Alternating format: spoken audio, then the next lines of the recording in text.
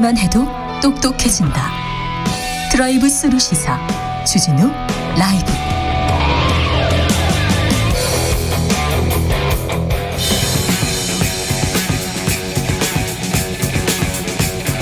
전직 청와대 정무수석 둘이 뭉쳤다. 여당 야당 수석 크로스. 김재원의 원, 강기정의 기, 원기옥. 냉철하고 확실한 분석 주진우 라이브 특급 조합입니다. 강기정 전 청와대 정무수석 어서 오세요. 네, 안녕하십니까. 김재원 국민의힘 최고위원 어서 오십시오. 안녕하세요. 네, 이렇게 다소곳하게 인사를 또 하시고 마스크 쓰라고 했더니 좀 불만이세요? 아니 뭐 마스크 당연히 써야죠. 우리가 네. 이 문재인 보유국에 사는 이 나라 백성들이 얼마나 힘듭니까? 네.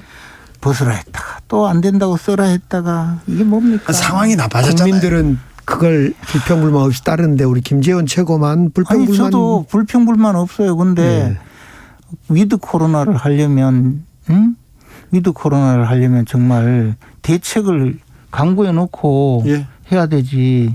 이게 뭐 4,000명 넘어가고 이제 앞으로 어떻게 하려고 이래요. 또 탄력적으로 또 4명 이상 만나지 말아 할 거예요. 탄력적으로 조정하겠죠 이제. 네. 네. 자, 전직 대통령 전두환 씨가 사망했습니다. 광주 시민 강기정 수석.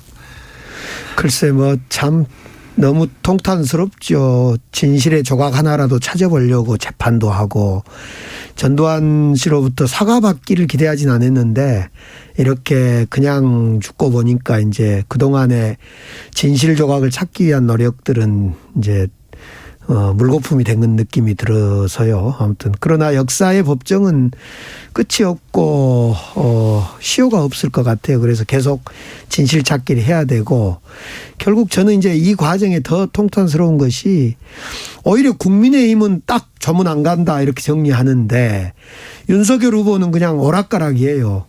지난번에 제가 광주 사과하러 망월동 간다 그럴 때 야 진짜 전두환 정치에 대해서 옳은지 그른지 말 좀 해달라 이런 이야기를 했는데 그때는 말도 안 터니 그때 쇼도 하고 정치 뭐 사과도 하는데 거의 쇼였던 것이 이번에 밝혀진 것이 그냥 이렇게 오락가락 한 걸 보면 쇼인 거이 분명해요. 김재원 수석님. 뭘 오락가락해요.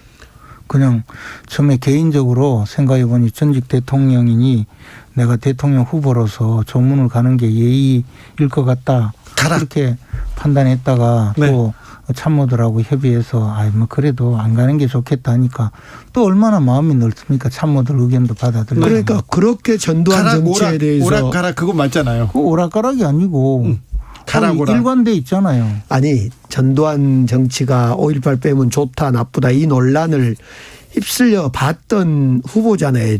윤석열 후보가. 저는 그런데 오히려 조문은 가는 게 맞다고 생각했는데. 그때 정신을 바짝 못 차리고 생각이 그러니까 뭔 생각인지를 모르겠어요. 아니 그게 아니고 저는 차라리 조문을 가는 게 맞았다 생각을 했어요. 그냥 뭐 전직 대통령이고 지금 대통령 후보니까 전직 대통령이었다는 그 직함을 보고 그 가서 또 그 조문하는 거 그게 뭐 그렇게 나쁜 일인가요? 어떤 죽음이라도 죽음은 우리가 좀 겸손해져야 되거든요. 죽음 앞에는 그 어떤 분은 이 죽음이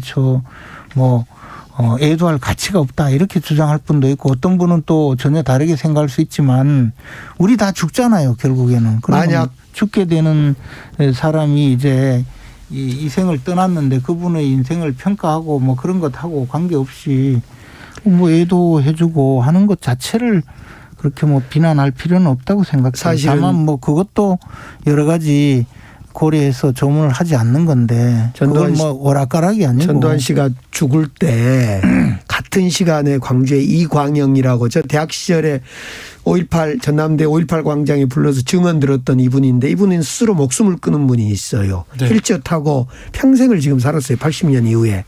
허리에 총을 맞아서. 이 이광영 씨 같은 분한테 사실은 윤석열 후보가 진짜 사과할 마음이 있다면 조문을 가야 돼요. 아니면 조문은 뭐 시간상 못 가더라도 진짜 어떤 애도의 어떤 그 메시지라도 내야 되는 것 같아요. 네. 예. 여기까지 할까요? 저 아마 후보 측에서 그런 내용을 잘 몰랐을 거예요. 네. 그것 좀 알려주시고 5월은 좀 알려주세요. 저도 내용을. 5월은 끝나지 않고 계속되고 있는데 네. 자꾸 이걸 강제적으로 사과도 없이 진실 규명도 없이 종료시키려고 그러니까. 이사육공님께서 이사육공님께서 윤석열 후보가 그런 네. 적이 어디 있어요? 네. 또 거짓말한다. 이것도 자 김재원 최고위원님 이사육공님께서 대책 좀 내봐요 김재원님 조이면 조인다고 풀면 푼다고 하니까 대책을 최고위원께서 내라고 합니다. 자 오늘 김종인 정권 교체가 답입니다. 자, 김종인 전 비대위원장 윤석열 후보하고 만날 것 같습니다. 어떻게 한답니까? 제가 김종인 위원장 뵙고 왔는데요. 오늘 뵙고 왔어요? 네. 조금 전에 뵀다예요. 예. 지금 뵙고 왔어요? 예. 네. 그런데 이제 하여튼 정권 교체의 대의에 공감하고 네. 도우시려는 마음이 강하시기 때문에 네. 지금 여러 가지 또 장애 요인도 있고 생각하시는 또 좀 어려운 점도 있지만 그러나 뭐 곧 합류하리라고 믿고 또 저희들 좀 도와달라고 간곡히 부탁하고 왔고요. 만약에 뭐 전혀 이제 거리가 멀어지고 마음도 떠나셨다면 후보와 뭐 오늘 저녁 약속을 네. 갑자기 한 것 같은데 그래도 뭐 순순히 또 나오시잖아요. 네. 그러니까 뭐 합류는 200% 확실하다고 얘기했던 김재원 최고위원 말이 맞네요, 그냥. 좀 자신이 없어요 지금 이 얘기에. 한번 아니 합류할 가능성은 200%이고 가능성을 실제 200%가 되도록 만드는 거는 또 우리의 노력이자 지금 김종인 후보를 둘러싸고 국민의힘 선대위는 제로섬 게임을 하고 있어요. 김종인 비대위원장을 불러들이는 순간 네. 김병준 또는 기타 몇 분들이 힘이 빠져야 되거든요. 그러니까 한쪽은 불러들이면 한쪽은 나가는 이거 두더지 게임도 아니고 아무튼 이상한 지금 상황에 도래해 있는데 너무 좋아하지 마시고요. 김종인 비대위원장이 항상 정권을 내놓지 않으면 그 양반은 오지 않는 양반이에요 항상. 근데 이제 선거대책위원회에 정권이라는 개념이 존재하는지 모르겠어요. 왜냐하면 선거대책위원회는 선거를 승리로 이끌기 위해서 선거운동 방향을 정하고 전략을 만들고 실천하는 그런 조직이거든요. 그러면 이 모든 활동의 가장 주인공은 후보거든요. 그 대통령 후보가 모든 결정이나 또는 우리가 결정할 때 고려해야 되는 모든 상황의 정점에 있거든요. 네. 그리고 그것을 이제 지휘하고 또 이끌고 나가는 분이 선거대책위원장인데 그분이 정권을 갖는다는 거는 표현상 뭐 그렇게 이야기할 수는 있지만 사실은 그건 불가능한 거죠. 어쨌든 지금 김재원 최고위원이 당의 이 최고위원으로 이렇게 딱 가서 김종인 전 비대위원장을 설득하신 것 같아요. 저는 제 이야기 듣고 마음 바꾸실 분은 아니고요. 다만 제가 오랫동안 네. 지난 2008년 이후에 김종인 위원장 모시고 일도 많이 했고 또 그동안에 뭐 여러 차례 늘 같이 가서 뵙고 말씀도 듣고 해왔기 때문에 이번 일도 또 제 개인적인 생각에 가서 좀 더 잘 모시려고 그렇게 간 것이고 앞으로도 또 곧 또 찾아뵐 거예요. 근데 우리 김최고께서 김종인 비대위원장을 만났고 오늘 저녁에 또 두 분이 윤석열 후보랑 이렇게 만난 거 저녁까지 같이 하는 걸 보면 잘 되어야 되는 거이 정상적인데 과연 김종인 비대위원장한테 뭘 주고 과연 이 합류를 시킬 건가 이런 점으로 올 때는 암담하다는 생각도 들고요. 그러니까요. 이미 지금 선대위가 권선동 윤석열 후보는 김종인 비대위원장이 필요는 한데 권한은 주기 싫고 권선동 우리 사무총장한테 권한이 다가 있어서 과연 어떻게 무엇으로 꼬셔서 정말 합류시킬지 저는 정말 기대됩니다. 안 될 것 같은데 잘. 안 되기를 그렇게 바라시는 거 보니까 김종인이 겁은 나는 모양이네. 아니 애초부터 홍준표 후보를 좀 이렇게 품어야지 윤석열 후보가 왜 김종인 비대위원장을 소위 그 양반이라고까지 한 비대위원장을 그렇게 모시려고 애를 쓴지 저는 이해가 안 돼요. 8834님께서 대한민국에 김종인 없으면 선거 못하는 겁니까? 6642님 그보다 더 훌륭한 지휘자는 없습니까? 이렇게 물어봅니다. 저 강호에 수많은 분들이 있으시겠지만 이번 선거에 김종인 위원장을 모시겠다고 이미 후보가 공언한 이상 반드시 모셔야죠. 아, 그렇습니다. 네. 그런데 김종인 비대위원장 입장에서는 윤석열 후보로부터 그 양반이라는 말까지 들어가면서 야, 만나서 밥이 넘어갈까 싶어요. 저는 그 양반 윤석열 후보가 참 이상한 사람이. 김종인 위원장이 근데 윤석열 후보 찾아오기를 기다리고 있었죠. 뭐 찾아오면 못 만날 거 없지 막 이렇게 얘기하셨잖아요. 그건 여쭤보지 않았어요. 그러나 네. 김종인 위원장은 마음이 열려 있는 분이니까 뭐 어느 누구도 와서 또 대화를 하기를 원하면 또 같이 대화도 해 주시고 네. 그러는 분이죠. 박근혜 선대위에 김종인 위원장이 들어오셨잖아요. 네. 네, 그래서 역할을 크게 하셨잖아요. 네. 그리고는 그때 제가 그 밑에서 일했죠. 어떤 지점에서 이렇게 좀 틀어져 가지고 나가신 거예요? 그때는 틀어졌다기보다 이제 김종인 위원장은 경제민주화 공약을 만들어서 발표도 하고 네. 그래서 이제 박근혜 당시 후보의 당선을 위해서 헌신적으로 도왔죠. 네. 그런데 이제 김종인 위원장은 그것을 구체화하기 위해서 아예 입법 조치를 하자. 네. 그래서 이제 당론으로 입법 발의를 요구를 했었죠. 그런데 네. 그 과정에서 의원들과 조금 의사 충돌이 있었습니다. 네. 그랬습니까? 그래서 그냥 그만두시고 나가셨어요? 그만두셨다기보다는 뭐 마지막까지 최선을 다해서 도우셨는데 이제 약간 저 한 주 정도 남겨두고 조금 불협화음이 있었던 거죠. 네. 알겠습니다. 끝날 때는 뭐 그렇게 사이가 좋지는 않습니다. 민주당에서도 그렇고 저기 국민의힘에서도 그렇고. 그런데요. 민주당의 전 대표 김한길 씨. 예. 국민의힘으로 갔습니다. 윤석열 캠프로 갔어요. 예. 이거 어떻게 보십니까? 우리 김종인 비대위원장도 그렇고 뭐 솔직히 김한길 대표님 참 우리 당 김병준 위원장도 그렇고 김병준 그렇죠. 예, 위원장도 대통령 그렇고 후보도 둘이나 배출해 주시고 어쩌면 큰 대의 촛불이라든가 민주당 내에서 어떤 의미에서 트러블 메이커였죠. 그래서 그런 이제 윤석열 후보부터 대표로 모시던 분을 트러블 메이커라고 윤석열 후보부터 사실은 우리 문재인 대통령을 등지고 나가는 후보였고 모두 그래서 그런 이상한 사람들만 모아서 선거에 전면에 배치하는 의도를 모르겠어요. 그래서 나온 이야기가 반문 캠프를 만든다. 그게 아니고 자꾸 뭐 그렇게 이야기하면 안 되는 게 민주당에 있다가 나온 분이 대충 뭐 어디 현직 국회의원 정도가 아니고 전 대표 그죠?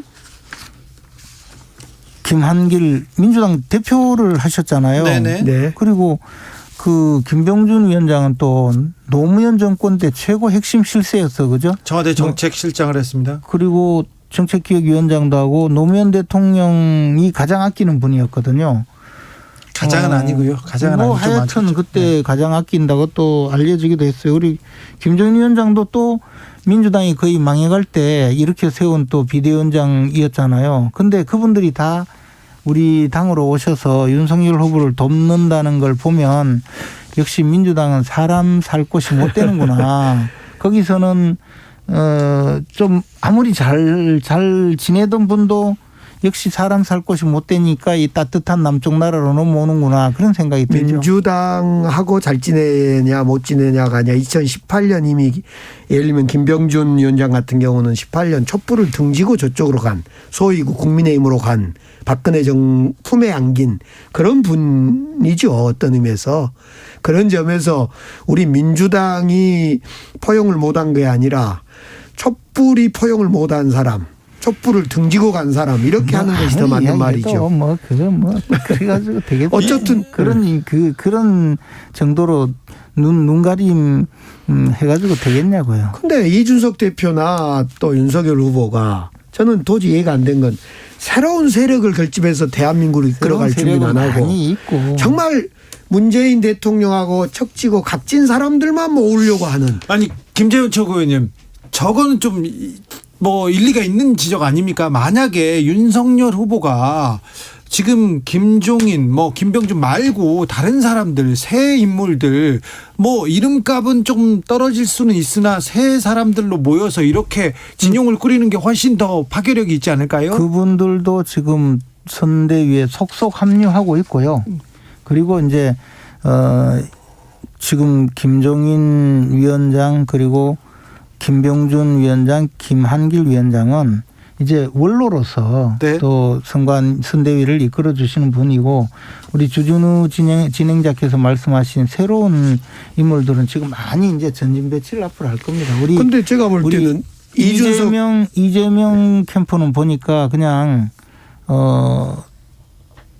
경선 과정에 여러 가지 문제가 있다가 겨우 이제 만약에 결선 투표였으면 결과가 뒤집힐 가능성이 있었는데 겨우 저 후보가 되다가 보니까 그걸 무마하기 위해서 그냥 민주당 현역 의원들하고 여러 명을 창고에 그냥 꾸겨 넣어가지고 선대위를 만들었다가 도저히 안 되니까 다시 또 그분들한테 책임을 아니 근데 물어서 다 경선에서 쫓아내잖아요. 겨우 후보가 된 거는 윤석열 후보죠. 저쪽보다는 저기 민주당 우리는 그 민주당보다는. 룰에 따라서 저 끝까지 간 거고 저 토론을 18번이나 하고 했는데 민주당 그냥 눈속임으로 응?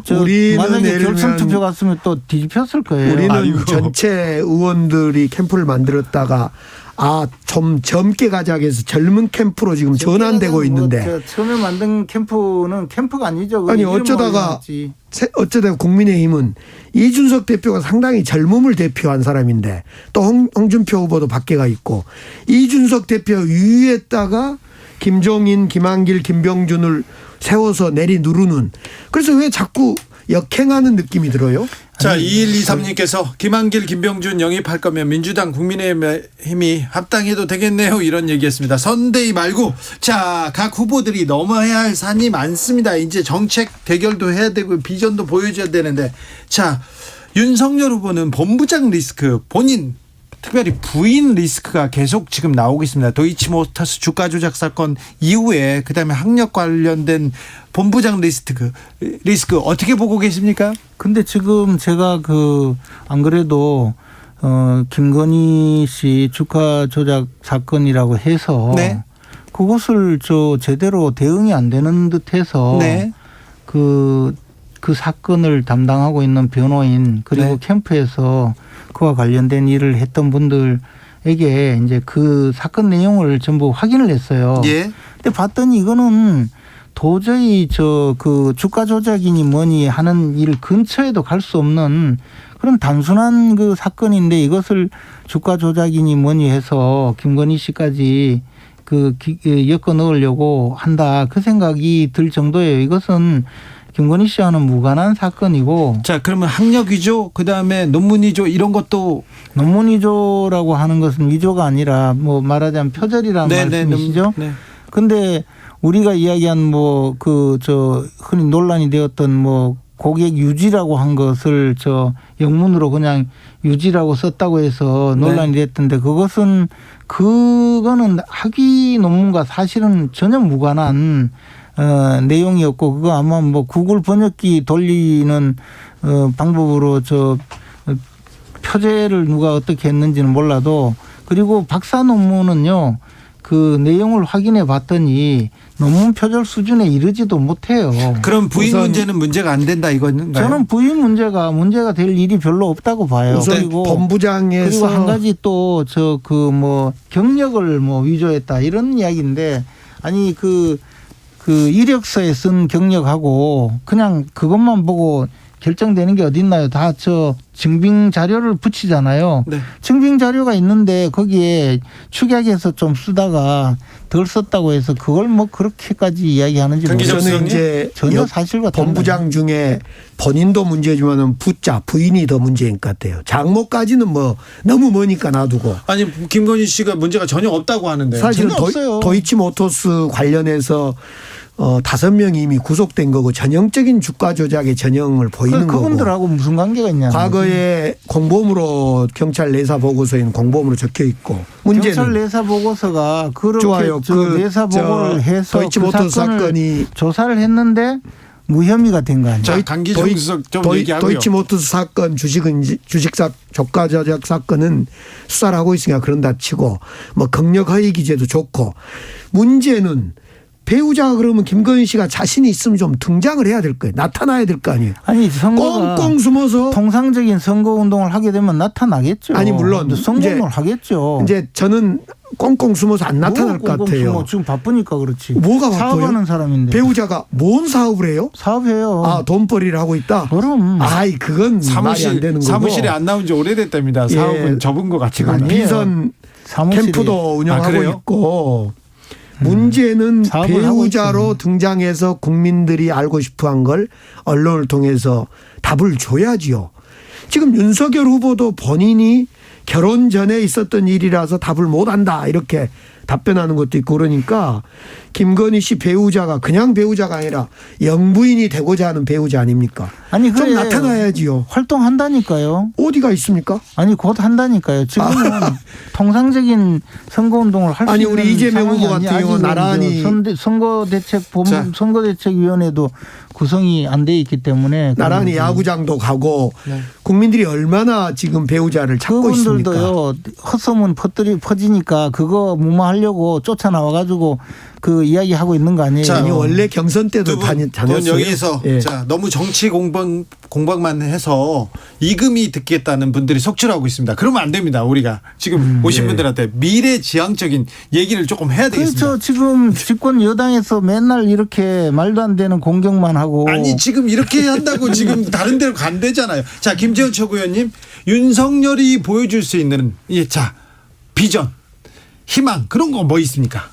아니 지금까지 보여줬잖아요. 그리고 미래를 위한 우리 이 나라 대한민국이 가려면 공정, 네. 상식이 통하는 사회, 공정한 사회 이게 가장 중요하잖아요. 네. 근데 지금 우리 문재인 보유국에 살다 보니까 조국 같은 사람도 나타나 가지고 과정은 뭐 공정하고 기회는 균등하고 결과는 뭐 정의롭다 이랬나요? 근데 뭐 과정은 표창장이죠.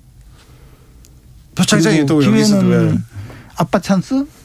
그 결과는 의대 합격? 뭐 이런 나라를 만들어 버렸잖아요. 그러니까 그러면 안 되고 정의롭고 그다음에 공정한 기회가 보장되고 그리고 상식이 통하고 네. 공정과 상식. 지금 윤석열 후보가 말하는 공정과 상식 본인 가족들한테도 엄격하게 적용되겠죠? 아니 당연히 제가 적용해야죠. 볼 때는 그런데 그것을 가지고 지금 없는 죄도 뒤집어 씌우려고 이렇게 온갖 권력기관을 동원해서 저렇게 하고 있으니까 우리는 권력기관의 일탈행위까지도 제대로 바로잡아야 이 나라가 된다고 생각해요. 현재까지는 이제 경선을 포함해서 윤석열 후보는 반문, 문재인에 반대하는 정책. 두 번째로는 그리고 정책을 프롬프트 없으면 못 읽는 이런 상황까지 와 있어요. 심각합니다. 망발 예전에는 망언만 일삼다가 이제는 정말 프롬프트 없으면 발언할 수 없을 정도 지경까지 와 있는데. 프롬프터를 보고 그런데 그래서 미래지향적인 사전에 그렇게 계획이 되어 있었고 프롬프터가 준비가 되어 있으니까 프롬프터 뜰 때까지 기다린 거죠. 미래지향적인 얘기를 좀 내놔야 되는데 예를 들면 이재명 후보 같은 경우는 이제 첫 공약을 내놓기 시작하고 있어요. 예를 들면 디지털 대전환을 통해서 뭐 200만 개 일자리를 만들어 보겠다. 하나만한 이야기지 그게. 아니 왜 그 좀 하나만한 이야기를 제발 프롬프트 없이 좀 해보세요. 내용도 없는 이야기. 윤석열 후보도 제발 하나만한 소리. 기병 이야기하더니 이제 고구려 기병 이야기를 하고 있어요. 하나만 소리라도 윤석열 후보가 프롬프트 없이 좀 제대로 좀 해봤으면 좋겠어요. 그걸 보고 싶은 거예요. 프롬프트 없이 거짓말하는 것보다는 차라리 그냥 있는 게 지금 나아요. 국민들은 윤석열 후보가 프롬프트 없이 자신 있게 미래 비전을 하는 걸 듣고 싶고 수없이 배우자 김건희 씨가 자신 있게 국민 앞에 나와서 나는 떳떳하다. 나는 줄리가 아니라 저 주가 조작 안 했고 나는 떳떳한 영부인이 될 수 있다. 이런 걸 듣고 싶은 거예요. 그건 이제 민주당이 없는 죄도 뒤집어 씌우려고 하다가 잘 안 되니까 이제 또 무슨 흉계를 꾸미는지 모르겠는데 곧 흉계요? 탈 테니까 걱정 마시고. 자, 예. 이제 윤석열 후보가 선대위 꾸려지면 이제 미중 전쟁 속에 우리나라 외교 정책, 남북 통일에 대한 뭐 비전, 4차 산업혁명, 일자리 감소에 대한 뭐 돌파구 이런 얘기 하겠죠? 당연히 그에 대해서도 해법을 내놓겠죠. 근데 모든 지금 말씀하신 모든 내용을 무슨 문제풀이 하듯이 답을 내놓고 그걸 주장하다가 덜커덕 걸려가지고 우리 문재인 대통령 그 영화 한 편 보고 탈원전 정책 지금까지 추진해서 이 나라 원전 생태계 망쳐놨잖아요. 아니 그리고 전문가도 아닌데 그 사람들한테 홀려가지고 지금 부동산 정책 맡겨놨다가 지금 우리 온 국민들 피눈물 나게 만들었잖아요. 그렇게 하면 안 되죠. 그러면 윤석열 후보는 준비 안 된 사람이라고 대표적으로인데 써준 답 말고 경험도 없고 뭘 어떻게 하겠다는 거예요. 준비가 다 돼 정말 있어요. 불안하다는 거예요.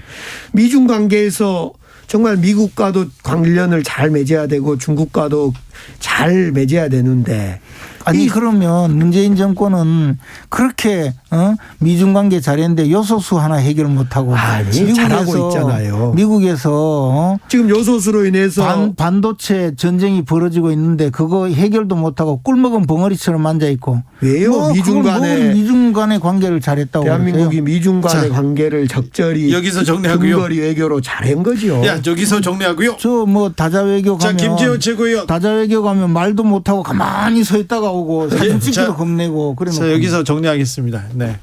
무조건 또 과거로 가시고요. 국민의힘이 빨리 선대위 정비해서 다음 주부터는 이제 국민들이 목말라하는 정책과 비전, 이 정책, 이 얘기로 저희가 이 시간 채울 수 있기를 바라보겠습니다. 좋습니다. 진짜요. 다음번엔 정책과 비전으로 한번 만나시죠. 비전 정책 대결 한번 해보시자고요. 지금도 네.